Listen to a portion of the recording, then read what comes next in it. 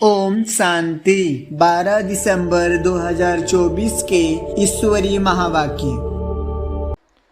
मीठे बच्चे, यह पढ़ाई जो बाप पढ़ाते हैं इसमें अथाह कमाई है, इसलिए पढ़ाई अच्छी रीति पढ़ते रहो, लिंक कभी न टूटे।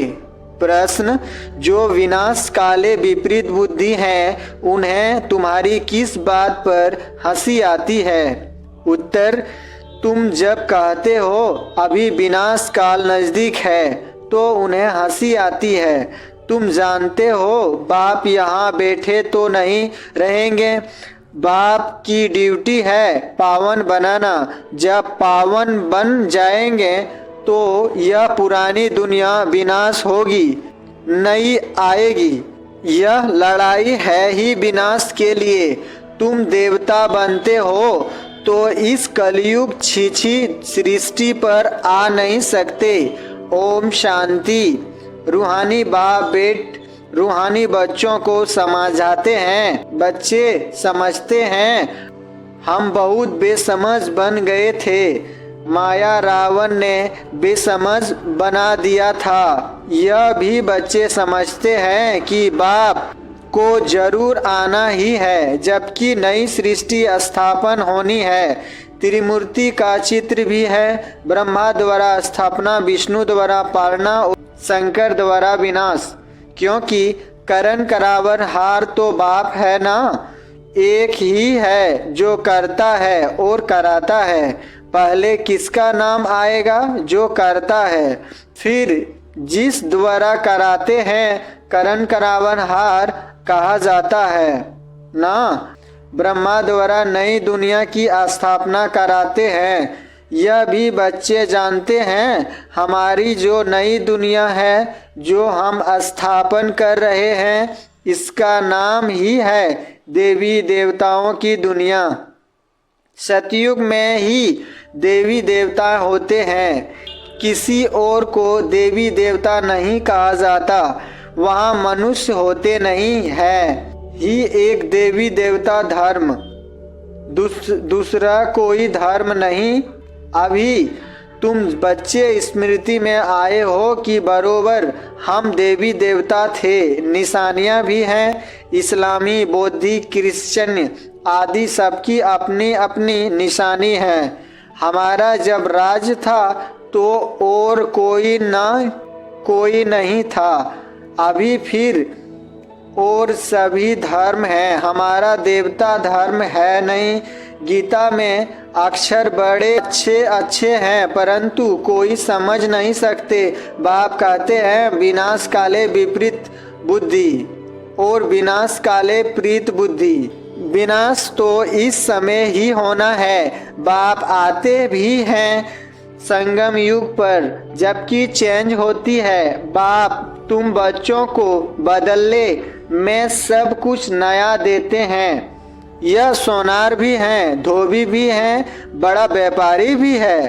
बिरला ही कोई बाप से व्यापार करे। इस व्यापार में तो अथाह फायदा है।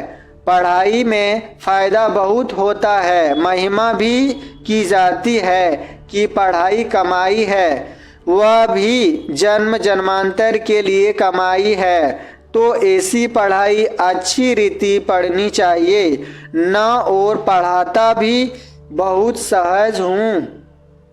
सिर्फ एक हफ्ता समझकर फिर भल कहाँ भी चले जाओ, तुम्हारे पास पढ़ाई आती रहेगी, अर्थात मुरली मिलती रहेगी, तो फिर कभी लिंक नहीं टूटेगी। यह है आत्माओं की परमात्मा के साथ लिंक। गीता में भी यह अक्षर है विनाश काले विपरीत बुद्धि विनसंति प्रीत बुद्धि विजयंती। तुम जानते हो इस समय मनुष्य एक दो को कांटे मारते रहते हैं। इन जैसा क्रोध व विकार और कोई में होता नहीं। यह भी गायन है कि द्रौपदी ने पुकारा, बाप ने समझाया है तुम सब द्रौपदियाँ हो। भगवानुवाच, बाप कहते हैं बच्चे अब विकार में नहीं जाओ, मैं तुमको स्वर्ग में ले चलता हूँ। तुम सिर्फ मुझे बाप को याद करो। अब विनाश काल है, ना किसकी भी सुनते नहीं, लड़ते ही रहते हैं। कितना उनको कहते हैं शांत रहो, परंतु शांत रहते नहीं। अपने बच्चों आदि से बिछड़ोकर लड़ाई के मैदान में आ जाते हैं। कितने मनुष्य मरते ही रहते हैं। मनुष्य की कोई वैल्यू नहीं। अगर वैल्यू है, महिमा है, तो इन देवी देवताओं की। अभी तुम यह बनने का पुरुषार्थ कर रहे हो। तुम्हारी महिमा वास्तव में इन देवताओं से भी जास्ती है। तुमको अभी बाप पढ़ा रहे हैं। कितनी उच्च पढ़ाई है। पढ़ने वाले बहुत जन्मों के अंत में बिल्कुल ही तमो प्रधान है। मैं तो सदैव सतो प्रधान ही हूँ। बाप कहते हैं मैं बच्चों का ओबीडिएंट सर्वेंट बनकर आया हूँ। विचार करो हम कितने छी बन गए हैं। बाप ही हमको वाह वाह बनाते हैं। भगवान बेट मनुष्यों को पढ़ाकर कितना उच्च बनाते हैं। बाप खुद कहते हैं मैं बहुत जन्मों के अंत में तुम सबको तमो प्रधान से सतो प्रधान बनाने आया हूँ। अभी तुमको पढ़ा रहा हूँ। बाप कहते हैं मैंने तुमको स्वर्गवासी बनाया, फिर तुम नरकवासी कैसे बने? किसने बनाया?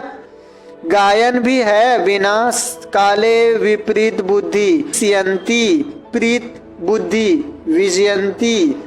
फिर जितना जितना प्रीत बुद्धि रहेंगे अर्थात बहुत याद करेंगे, उतना तुम्हारा ही फायदा है। लड़ाई का मैदान है ना। कोई भी यह नहीं जानते हैं कि गीता में कौन सी युद्ध बताई है। उन्होंने फिर कौरवों और पांडवों की युद्ध दिखाई है। कौरव संप्रदाय पांडव संप्रदाय भी हैं, परंतु युद्ध तो कोई है नहीं। पांडव उनको कहा जाता है जो बाप को जानते हैं, बाप से प्रीत बुद्धि हैं। कौरव उनको कहा जाता है जो बाप से विपरीत बुद्धि हैं। अक्षर तो बहुत अच्छे अच्छे समझाने लायक हैं। अभी यह संगम युग तुम बच्चे जानते हो, नई दुनिया की स्थापना हो रही है। बुद्धि से काम लेना है। अभी दुनिया कितनी बड़ी है। सतयुग में कितने थोड़े मनुष्य होंगे। छोटा झाड़ होगा ना, वह झाड़ फिर बड़ा होता है। मनुष्य सृष्टि रूपी यह उल्टा झाड़ कैसे है, यह भी कोई समझते नहीं है। इनको कल्प वृक्ष कहा जाता है। वृक्ष का नॉलेज भी चाहिए ना, और वृक्ष का नॉलेज तो बहुत बहुत इजी है, झट बता देंगे। इस वृक्ष का नॉलेज भी ऐसी इजी है, परंतु यह है ह्यूमन वृक्ष। मनुष्यों को अपने वृक्ष का पता ही नहीं पड़ता है। कहते भी हैं गॉड इज क्रिएटर, तो जरूर चैतन्य है ना। बाप सत्य है, चैतन्य है, ज्ञान का सागर है। उनमें कौन सा ज्ञान है यह भी कोई नहीं समझते हैं। बाप ही बीज रूप चैतन्य है, उनसे ही सारी रचना होती है। बाप बेट समझाते हैं मनुष्यों को अपने झाड़ का पता नहीं है, और झाड़ों को भी अच्छी रीति जानते हैं। झाड़ का बीज अगर चैतन्य होता तो बतलाता ना, परंतु वह तो है जड़। तो अब तुम बच्चे ही रचता और रचना के राज को जानते हो। यह सत्य है, चेतन है, ज्ञान का सागर है। चैतन्य में तो बातचीत कर सकते हैं ना। मनुष्य का तन सबसे उच्च अमूल्य गाया गया है। इनका मूल्य कथन नहीं कर सकते। बाप आकर आत्माओं को समझाते हैं, तुम रूप भी हो, बसंत भी हो। बाप है ज्ञान का सागर, उनसे तुमको रत्न मिलते हैं। यह ज्ञान रत्न है, जिन रत्नों से वह रत्न भी तुमको ढेर मिल जाते हैं। लक्ष्मी नारायण के पास देखो कितने रत्न हैं, हीरे जवाहरों के महलों में रहते हैं। नाम ही है स्वर्ग, जिसके तुम मालिक बनने वाले हो। कोई गरीब को अचानक बड़ी लॉटरी मिलती है तो पागल हो जाते हैं ना। बाप भी कहते हैं तुमको विश्व की बादशाही मिलती है तो माया कितना ओपोजिशन डालती है। तुमको आगे चल पता पड़ेगा कि माया कितने अच्छे अच्छे बच्चों को भी हप कर लेती है, एकदम खा लेती है। तुमने सर्प को देखा है, मेढक को कैसे पकड़ता है, जैसे गज को ग्राह हप करते हैं। सर्प मेढक को एकदम सारे का सारा हप कर लेता है। माया भी ऐसी है, बच्चों को जीते जी पकड़कर एकदम खत्म कर देती है, जो फिर कभी बाप का नाम भी नहीं लेते हैं। योग बल की ताकत तुम्हारे में बहुत कम है, सारा मदार योग बल पर है। जैसे सर्प मेढक को हप करता है, तुम बच्चे भी सारी बादशाही को हप करते हो। सारे विश्व की बादशाही तुम सेकंड में ले लेंगे। बाप कितना सहज युक्ति बतलाते हैं, कोई हथियार आदि नहीं। बाप ज्ञान योग के अस्त्र शस्त्र देते हैं, उन्होंने फिर स्थूल हथियार आदि दे दिए हैं। तुम बच्चे इस समय कहते हो हम क्या से क्या बन गए हैं, जो चाहे सो कहो। हम ऐसे थे, जरूर भल थे तो मनुष्य ही, परंतु गुण और अवगुण तो होते हैं ना। देवताओं में अवगुण है, इसलिए उन्हों की महिमा गाते हैं। आप सर्वगुण संपन्न, हम निर्गुण, हारे के कोई गुण नहीं। इस समय सारी दुनिया ही निर्गुण है, अर्थात एक भी देवताई गुण नहीं है। बाप जो गुण सिखलाने वाला है उनको ही नहीं जानते, इसलिए कहा जाता है विनाश काले विपरीत बुद्धि। अब विनाश तो होना ही है संगम युग पर, जबकि पुरानी दुनिया विनाश होती है और नई दुनिया स्थापन होती है। इनको कहा जाता है विनाश काल। यह है अंतिम विनाश, फिर आधा कल्प कोई लड़ाई आदि होती ही नहीं। मनुष्यों को कुछ भी पता नहीं है। विनाश काले विपरीत बुद्धि है तो जरूर पुरानी दुनिया का विनाश होगा ना। इस पुरानी दुनिया में कितनी आपदाएं हैं, मरते ही मर रहते हैं। बाप इस समय की हालात बतलाते हैं, फर्क तो बहुत है ना। आज भारत का यह हाल है, कल भारत क्या होगा। आज यह है, कल तुम कहाँ होंगे। तुम जानते हो पहले नई दुनिया कितनी छोटी थी, वहाँ तो महलों में कितने हीरे जवाहरा आदि होते हैं। भक्ति मार्ग में भी तुम्हारा मंदिर कोई कम थोड़े ही होता है। सिर्फ एक सोमनाथ का मंदिर थोड़े ही होगा। एक कोई बनाएगा तो उनको देख और भी बनाएंगे। एक सोमनाथ मंदिर से ही कितना लूटा है, फिर बैठ अपना यादगार बनाया है तो दीवारों में पत्थर आदि लगाते हैं। इन पत्थरों की क्या वैल्यू होगी। इतने छोटे से हीरे का भी कितना दाम है। बाबा जोहरी था, एक रत्ती का हीरा होता था 90 रुपया रत्ती, अभी तो उसकी कीमत हजारों रुपया है। मिलते भी नहीं। बहुत वैल्यू बढ़ गई है। इस समय विलायत आदि तरफ धन बहुत है, परंतु सतयुग आगे यह कुछ भी नहीं है।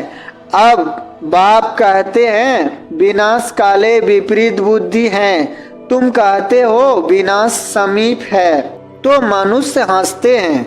बाप कहते हैं मैं कितना समय बैठा रहूंगा, मुझे कोई यहाँ मजा आता है क्या? मैं तो न सुखी न दुखी होता हूँ, मेरे ऊपर ड्यूटी है पावन बनाने की। तुम यह थे, अब यह बन गए हो, फिर तुमको ऐसा उच्च बनाता हूँ। तुम जानते हो हम फिर वह बनने वाले हैं। अब तुमको यह समझ आई है, हम इस देवी घिराने में भाती थे, रजाई थी, फिर ऐसे अपनी रजाई गंवाई, फिर और आने लगे। अब यह चक्र पूरा होता है। अभी तुम समझते हो, लाखों वर्ष की तो बात ही नहीं है, यह लड़ाई है ही विनाश की। उस तरफ तो बहुत आराम से मरेंगे, कोई तकलीफ नहीं होगी, हॉस्पिटल आदि ही नहीं होंगे, कौन बेड सेवा करेंगे और रोएंगे। वहाँ तो यह रस्म ही नहीं, उन्हों की मौत सहज होती है। यहाँ तो दुख होकर मरते हैं, क्योंकि तुमने सुख बहुत उठाया है, तो दुख भी तुमको उठाना है। खून की नदी यहाँ ही बहेगी, यह वह समझते हैं। यह लड़ाई फिर शांत हो जाएगी, परंतु शांत तो होनी नहीं है।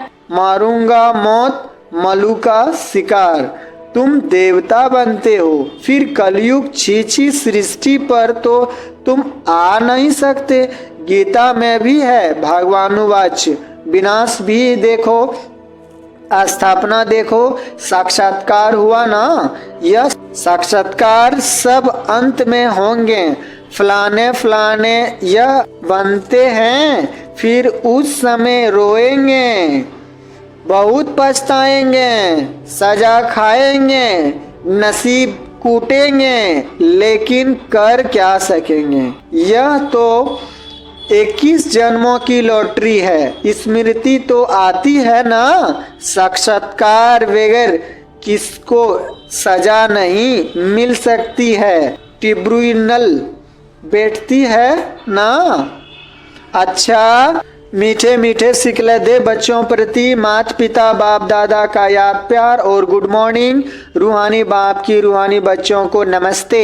धारणा के लिए मुख्य सार, पहला, स्वयं में ज्ञान रत्न धारण कर रूप बसंत बनना है। ज्ञान रत्नों से विश्व के बादशाही की लॉटरी लेनी है। दूसरा, इस विनाश काल में बाप से प्रीत रख एक ही याद में रहना है।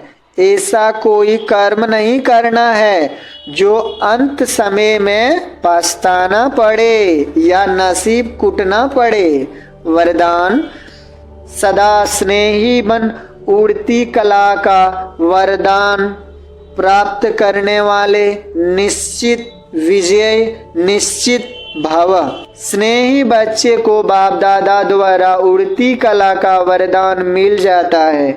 उड़ती कला द्वारा सेकंड में बाप दादा के पास पहुंच जाओ तो कैसे भी स्वरूप में आई हुई माया आपको छू नहीं सकेगी। परमात्मा छत्र छाया के अंदर माया की छाया भी नहीं आ सकती। स्नेह में मेहनत की मनोरंजन में परिवर्तन कर देता है। स्नेह हर कर्म में निश्चित विजय स्थिति का अनुभव कराता है। स्नेही बच्चे हर समय निश्चिंत रहते हैं।